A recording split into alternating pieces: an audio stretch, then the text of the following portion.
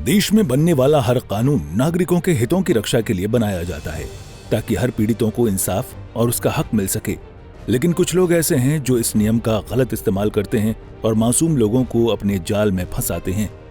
ऐसा ही कुछ खुलासा पानीपत में आरटीआई के जरिए हुआ, जिससे ये पता चला कि बीते दिनों थाने में महिलाओं की ओर से दर्ज करवाए गए 100 से ज्यादा मुकदमों में से 50% झूठे हैं, जिनको पुलिस को कैंसिल करना पड़ा। उसमें भी वो महिलाएं जो है, पिछले एक फरार है महिलाएं शीतल नाम की, वो ने भी बहुत सी ऐसे मुकदमे जो है दर्ज करवाए हुए हैं, ऐसे ही पुरुषों को ब्लैकमेल किया हुआ है।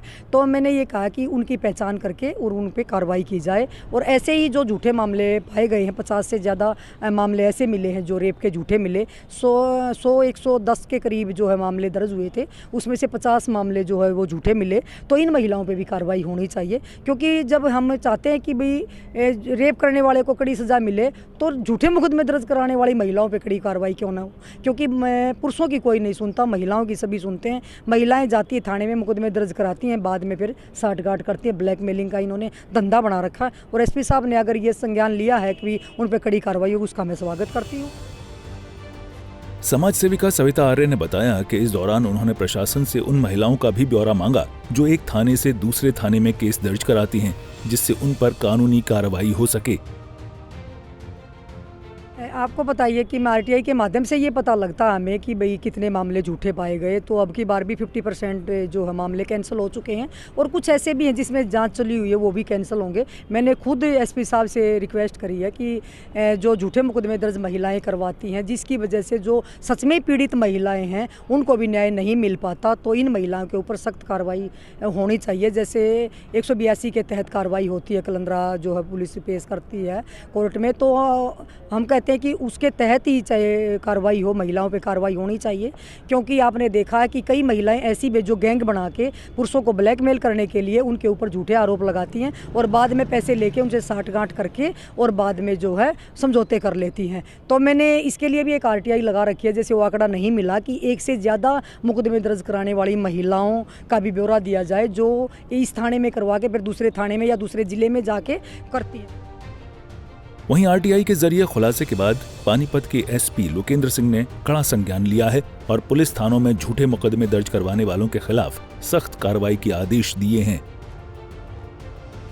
नहीं, देखिए, जो भी अगर कोई झूठे मुकदमे कराता है तो उसमें पुलिस उनको कैंसिल भी करती है और उनके खिलाफ कानून के तहत जो प्रोविज़न है उसके तहत उसमें कार्रवाई भी करती है। हाँ, कोई भी अगर कानून का मिसयूज़ करना चाहता है अपने पर्सनल इंटरेस्ट के लिए, तो उसमें उनके लिए यही मैसेज है कि वो हम नहीं होने देंगे और उनके खिलाफ भी सख्त से सख्त कार्रवाई की जाएगी और उनको भी सज़ा दिलाई जाएगी जो इस प्रकार के झूठे कंप्लेंट देते हैं या इस प्रकार की कंप्लेंट्स के जरिए एक्सटॉर्शन या ब्लैकमेल करने की कोशिश करते हैं। आरटीआई का जिक्र करें तो आरटीआई के जरिए ये खुलासा हुआ है कि महिला थाना में 12 केस दर्ज हुए थे, जिनमें से 9 केस कैंसिल हो गए। वहीं तहसील कैंप थाना में 14 केस दर्ज हुए, जिसमें से 6 केस कैंसिल हुए। सेक्टर 29 थाना में 8 केस दर्ज हुए, जिसमें से 2 केस कैंसिल हुए। सेक्टर 13-17 थाना में 9 केस दर्ज हुए थे, जिनमें से 3 केस कैंसिल हुए। सनौली थाना में 12 केस दर्ज हुए, जिनमें से 4 केस कैंसिल हुए। समालखा थाना में 6 केस दर्ज हुए, जिनमें से 3 केस कैंसिल हुए। सदर थाना में 3 केस दर्ज हुए, जिनमें से 1 केस कैंसिल हुआ। किला थाना में 2 केस दर्ज हुए, जिनमें से 1 केस कैंसिल हुआ। ओल्ड थाना में 7 केस दर्ज हुए, जिनमें से 5 केस कैंसिल हुए। मॉडल टाउन थाना में 3 केस दर्ज हुए, जहां कोई केस कैंसिल नहीं हुआ। वहीं मतलोड़ा थाना में 4 केस दर्ज हुए, जिनमें से 2 केस कैंसिल हुए। इसराना थाना में 4 केस दर्ज हुए, जिनमें से 2 केस कैंसिल हुए। सिटी थाना में 8 केस दर्ज हुए, जिनमें से 6 केस कैंसिल हुए। चांदनी बाग थाना में 11 केस दर्ज हुए, जिनमें से 6 केस कैंसिल हुए। वहीं थाना बापोली में 1 केस दर्ज हुआ, जिसमें से कोई केस कैंसिल नहीं हुआ। आंकड़ों पर आप गौर करें तो आप ये भली भांति समझ गए होंगे कि कितने केस दर्ज हुए और कितने केस रद्द।